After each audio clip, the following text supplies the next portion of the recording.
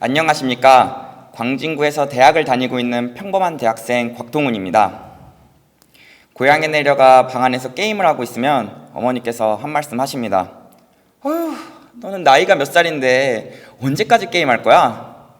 그럼 저는 대답합니다. 엄마, 난 벽에 똥칠할 때까지 게임하다가 죽을 거야. 엄마, 미안해. 오늘 저는 대한민국에서 게임하는 청년에 대해서 이야기해 볼까 합니다.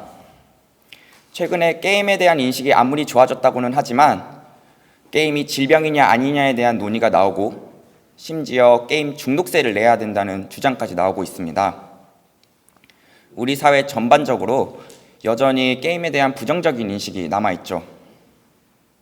그리고 이러한 부정적인 인식은 청년이 되어서도 게임을 하는 저에게 상당히 눈치가 보이게 만듭니다. 물론 게임에는 어느 정도 중독성, 폭력성, 선정성이 있습니다. 그리고 이러한 게임 특성 때문에 게임 중독 문제가 일어나고 심각한 사회적 범죄가 일어나는 것 아니냐는 우려 섞인 목소리도 충분히 이해할 수 있습니다. 하지만 각도를 조금만 틀어서 생각을 해보면 축구의 경우 홀리건이라고 불리는 축구 광팬들이 싸움을 일으키고 살인사건까지 일으키기도 합니다. 하지만 그 누구도 축구가 문제다, 축구 중독을 질병으로 채택해야 한다고 말하는 사람은 없습니다. 그 이유는 우리 모두가 그런 것은 아니다라는 사실을 알고 있기 때문입니다. 저는 게임도 마찬가지라고 생각합니다. 게임에는 중독성, 폭력성, 선정성이 존재하지만 그 특성 때문에 모두가 일상생활이 불가능하고 사회적 범죄를 일으키는 것은 아닙니다. 그래도 게임 개발자들은 이러한 문제를 해결하기 위해 많이 노력하고 있습니다. 장시간 게임을 하면 알려주는 알림 시스템과 사람 캐릭터를 쏴 죽이는 게임의 경우 피를 안 나오게 하거나 피의 색깔을 바꾸게 하는 시스템을 게임 내에 도입했습니다. 최근에는 자극적이고 선정적인 게임들을 규제하기 위해서 자발적인 위원회도 발족되었습니다. 사람들에게 인기 있는 게임도 자극적이고 선정적인 콘텐츠의 게임들이 아닙니다. 인기 PC 게임 차트 10위권 순위를 보면 사람 캐릭터를 총으로 쏴 죽이는 FPS란 장르의 게임은 배틀그라운드 하나입니다.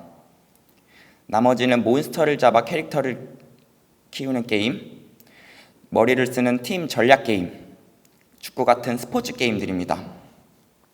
캐릭터들도 아기자기 귀엽습니다.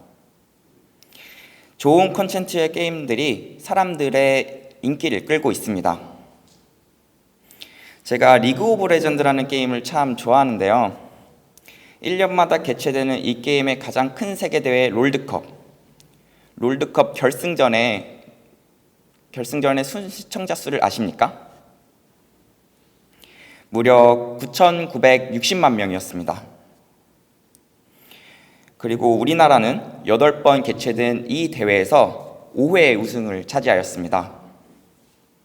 게임 산업은 여러 규제에도 불구하고 무시할 수 없는 산업으로 성장하였습니다. 그리고 우리나라는 이 산업에서 매우 강점을 보이고 있습니다. 우리가 잘하는 것에 대해서 부정적으로 볼 필요가 있을까요? 몇 해 전 같은 동물을 모아 맞추는 퍼즐 게임 애니팡이 저같이 게임하는 청년들 뿐만 아니라 우리 부모님들에게도 아주 큰 사랑을 받았습니다. 전통적으로 인기 있는 퍼즐 게임이라는 장르가 핸드폰 속으로 들어와 쉽게 즐기면서도 서로 연락을 가능하게 해주었기 때문이죠. 청년들이 현재 하고 있는 게임들은 과거 즐겼던 오프라인 게임들이 온라인의 형태로 변화한 것입니다. 즉 원래 있던 놀이 문화가 형태만 바뀐 것이죠. 게임은 청년들의 변화한 놀이 문화입니다. 게임은 청년들의 힘든 삶 속에서 활력소를 제공해주고 있습니다. 저는 이러한 청년들의 놀이 문화를 눈치 보는 것이 아니라 당당하게 즐기고 싶습니다. 혹시 게임에 대해 편견이 있으셨다면 오늘 집 가시는 길에 간단한 핸드폰 게임을 해보시는 건 어떨까요? 피곤하고 고달픈 우리의 삶 속에서 즐거움을 찾을 수 있을 거라 생각합니다. 이상 광진구에서 대학을 다니며 게임을 사랑하는 대학생 곽동훈이었습니다. 감사합니다. 네, 곽동훈